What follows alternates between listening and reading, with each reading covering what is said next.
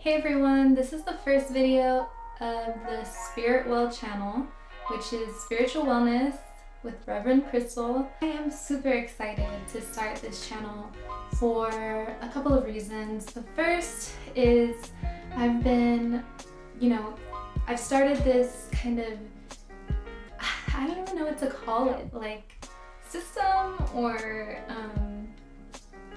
network, I'm not sure. Called Spirit Well, which is spiritual wellness, and it started with one-on-one spiritual direction, and then this year I launched monthly support groups, which have been incredible.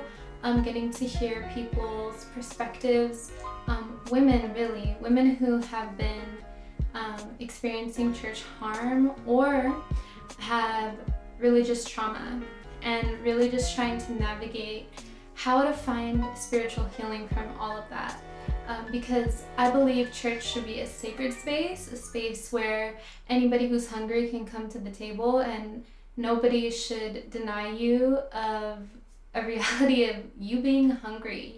If you need, then you should be able to receive at church, period. Regardless of who you are, how you identify, you should be welcome. And truly as you are, not as you are, but God's not done with you yet, not any other contingency, just accepted. And so what I've experienced in my life are truths that are opposite to that notion of being accepted fully as I am. And I know that there are people who are watching this video, and you yourself have gone through some sort of religious trauma, or maybe you're hearing of it a bunch this past year and just wondering how you can gain better perspective on it, a little bit of insight into it. And that's what I wanted to set up this chatty video to kind of talk about, because I know that, I really believe that people have big questions about theology, which is the study of God. In like the early aughts, right? You're kind of like, is God real? Well, that's when people started to question God and pop culture in such a just blatant way. And now we're seeing a lot of people question their ecclesiology, which is the study of the church. And that is really asking questions like, why do I need to go to church? Why won't the church be held accountable for certain things? And growing up, I really felt that the Catholic Church was, having things come out about child abuse and sexual abuse, and feeling like, why aren't they doing everything that they can to own up to their mistakes? But the reality is, it's all encompassing. And I'm going to share a little bit as to why I believe that is. And maybe you've heard some of these things, but I really feel like it's important to hear from the perspective of a woman of color. I am Afro-Latina, and a woman of color who is from more of an urban setting. I think the term urban is pretty funny, but for lack of better terms, urban. I'm from the Los Angeles, Long Beach area, where I felt called to ministry in middle school, which was huge. And I will say that just like the weight of a calling on your life is something that I don't believe should be pressed too heavily on minors, because your mind is still developing. You still have things that you're going through, changes you're going through. There's family dynamics that change in those fundamental years. And had I held my calling loosely, I think that it would have prevented a lot of strife growing up. So here it is. This is my current ecclesiology. This is kind of where I'm at with the church. And as it's the first video on my channel, I just decided to just give you my experience first. I mean, I might put up teaching videos. I don't really know everything that's going to be in this channel, but I can tell you my experience with church. So I grew up in church. I will not be disclosing any pastors' names, any church names, not to protect anyone, but because it's not the point of the video. It's not a bashing video. It's just sharing some key things that I took away from my experience. And I want that to be the focus of this. So I grew up in a small church It was a part of a larger denomination that is global, and I really didn't know anything about denominations. Our pastor was really under the radar. He didn't really network with other pastors in the denomination. I think he really wanted to move away from the business side of church and try to have more of just a local church, just in the true sense of the word, a local church. It was predominantly white, and I always say I did not ask to be raised in a predominantly white church space, but that's what it was, you know. I am mixed, and that is the community that my mom got saved in, and so that's where we ended up. And looking back, I did experience like microaggressions and different areas of racism that I was not aware of when I was a kid. In fact, I explicitly remember like being with the church friend and her older sister and her mom in her car, and they were driving away from a gas station, and they said a racial slur against someone who was Latino that crossed their path, and they turned to me and said, "But not you, Crystal, you're different." And that has always stuck in my mind as kind of the cornerstone of other things that I experienced on a Sunday to Sunday basis, and things that flew out of people's mouths. When Obama was running for president, it was a mess. Just the amount of, fear mongering that was brought into the sanctuary. And I mean, nothing was said from the pulpit or the platform, but the conversations that were had, it was very clear that nobody was really okay with, when you get down to it, having a Black president. And those were my formative years. I mean, I was really brought into like a conservative perspective and a conservative ideal. And so I was very conservative, and I didn't realize that I had political views, because so many people speaking from white privilege believe they're not into politics. They don't have to be into politics. And so I was just kind of grafted into that, and I thought the same thing, and I have always been someone who wanted to fight for what was right. And not having been informed with the conservative side and the facts of the progressive side, I was not able to make an informed decision.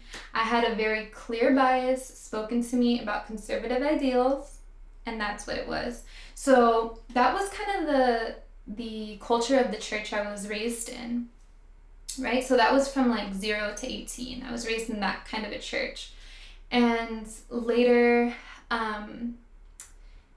come to find out that it wasn't as safe a space as I believed it to be. And there are some things that I just don't feel like too comfortable getting into, but basically feeling like trust was broken with some leaders there. And, for example, my father passed when I was a teenager, and the first Father's Day without him, which was just a few months after his passing, they asked me what the kids were going to do for Father's Day, like from platform, because I always organized like the kids doing songs on holidays, and I just kind of blankly stared at them. Like, it never occurred to anybody that I cared about my father, or that I was never at church on Father's Day because I was with him. I mean, just kind of the assumptions that were made about having a Black father who didn't live with me. And so when I told them I didn't plan anything, this is my first Father's Day without my dad, like I, as a kid, had to advocate for myself and say that.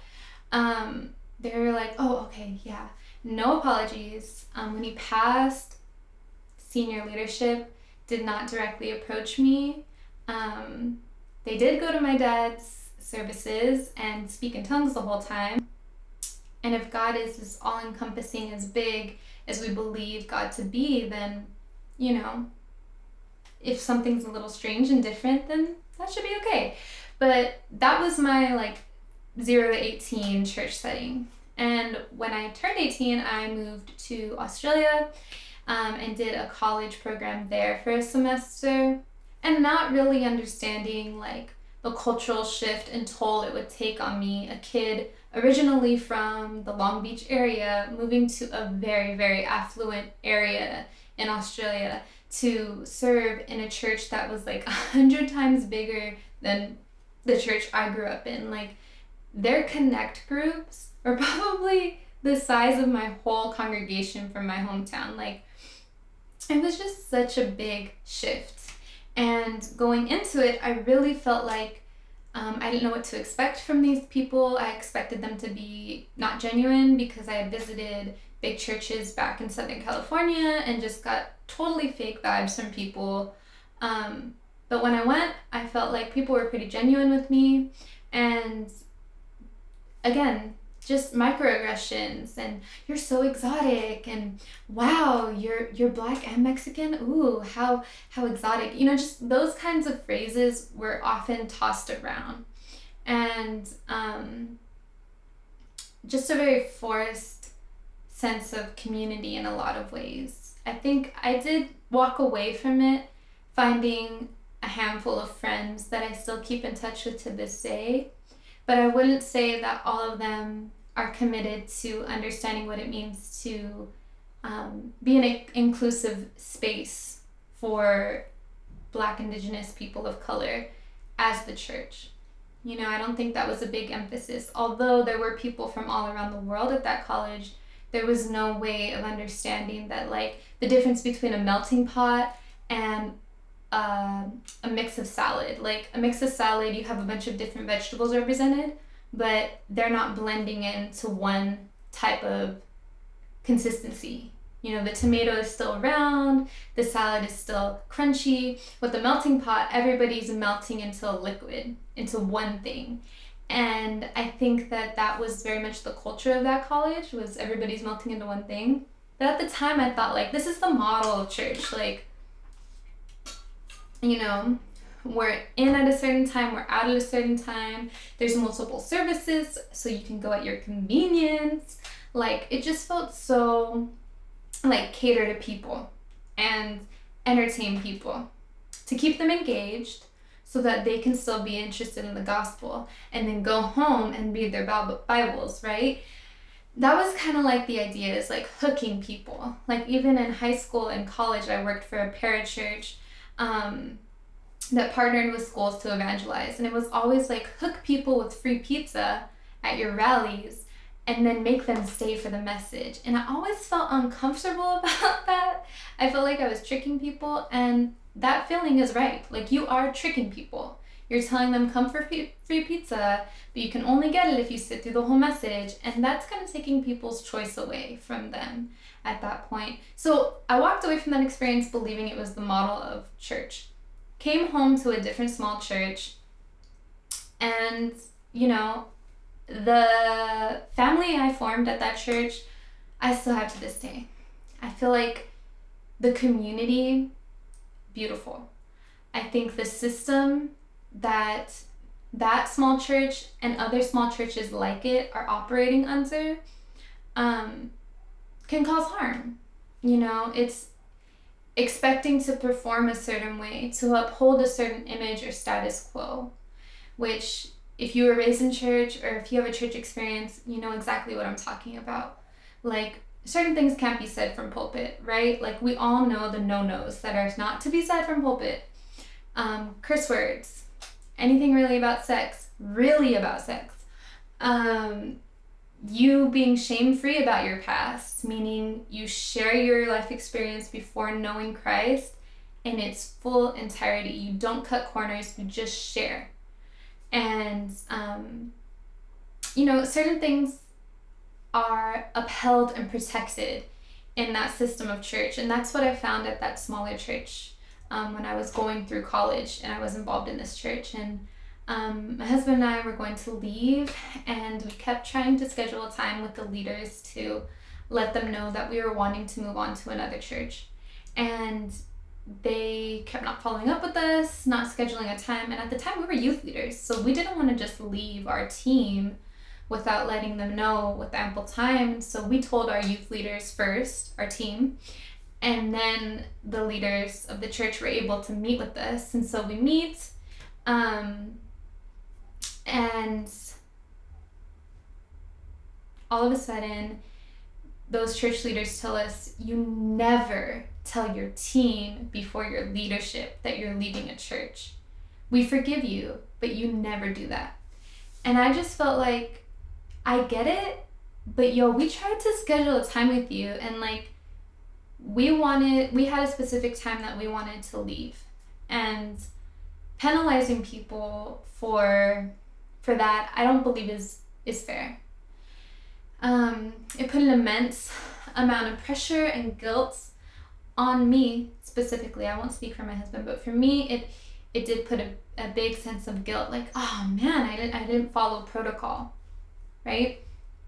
But the reality is, a church should be a place where like, you should feel the freedom to come and go, even if you are a leader. Like, you should feel the freedom to, like, if you need to take a step back, not just from being a leader, but from this space, to do what you need to do. Keep in touch with us, we care about you, but you gotta do what you gotta do, right? So that was that experience. We transitioned to what I would consider now to be a machine of a church.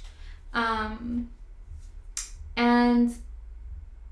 it started off great because there wasn't like a huge following around this church.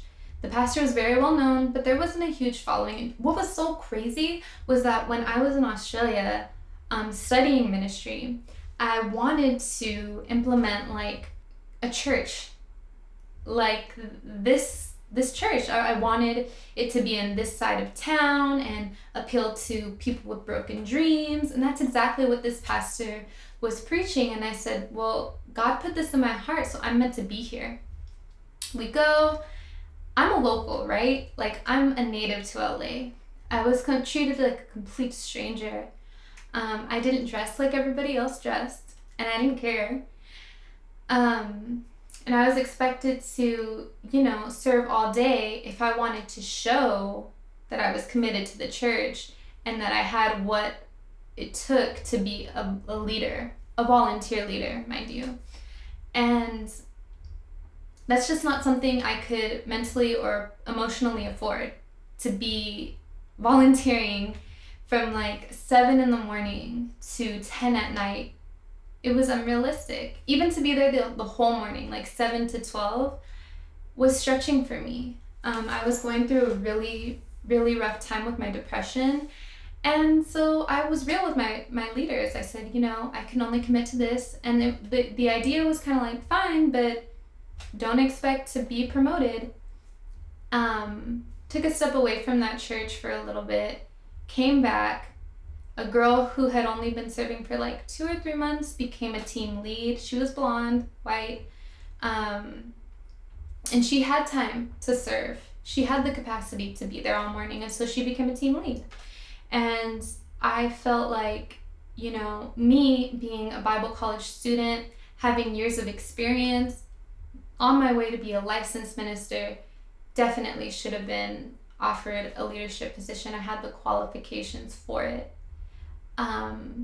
But I was immediately bypassed, and this continued. But the breaking point for me was I had been trying to set up a Connect group on, let's say, the other side of town, right? Not the glamorous side of the city. And they finally let me. And I had one person come, and she gets a text and she says, oh, so-and-so's dad, is going through X, Y, and Z. Let's pray for her. And I was like, oh yeah, for sure, let's pray for her. And I had already had a rapport with this person. I prayed for her in person, prayed with her in person weeks before.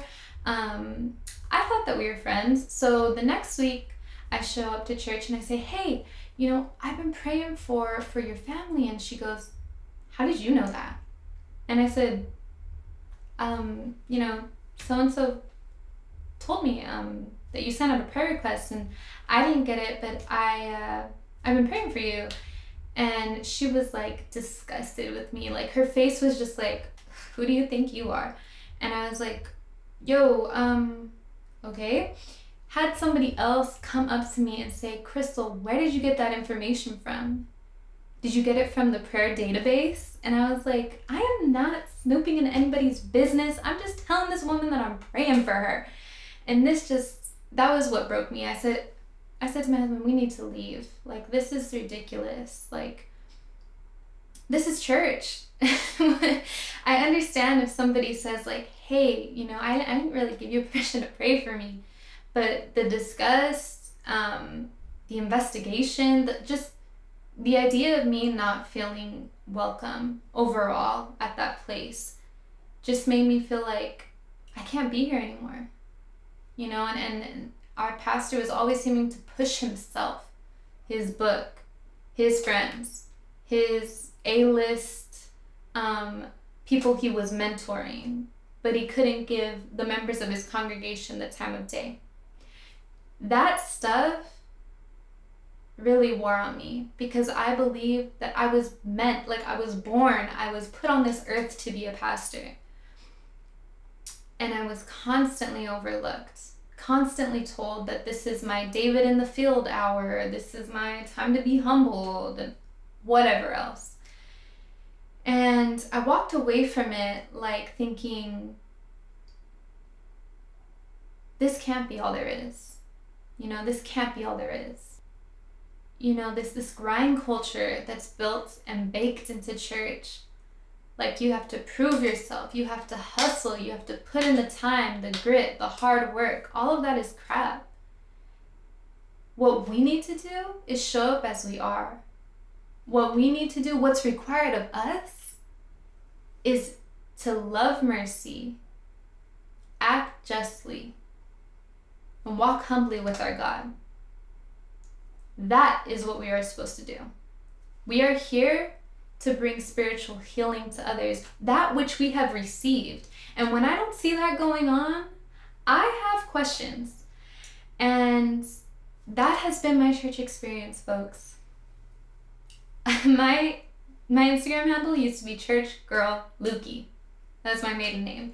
And I believed that I would be the next whoever, preaching to thousands. I do love to preach, but what I've learned is there are certain spaces that the truly marginalized people of this world will never step into. And I don't say that to make myself small, like I don't have a place on those platforms. I do. But the people who have created them are living for them. It's their Tower of Babel. Not only trying to get closer to God, but pretty soon you're trying to be God. Tell people what to do. Tell your leaders how to live that are on your staff. Calling your congregation yours. It ain't yours. They're not your leaders. This is not your church.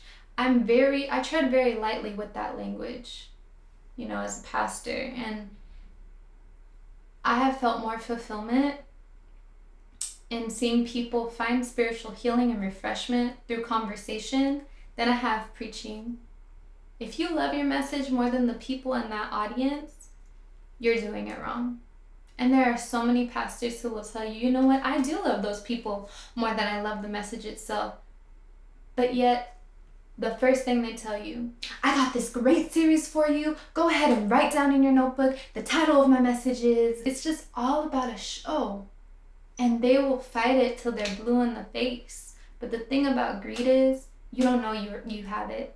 You don't know you're in it. Because greed consumes you. That, like me sharing my experience has helped you feel validated, helped you feel seen. You're not crazy, okay?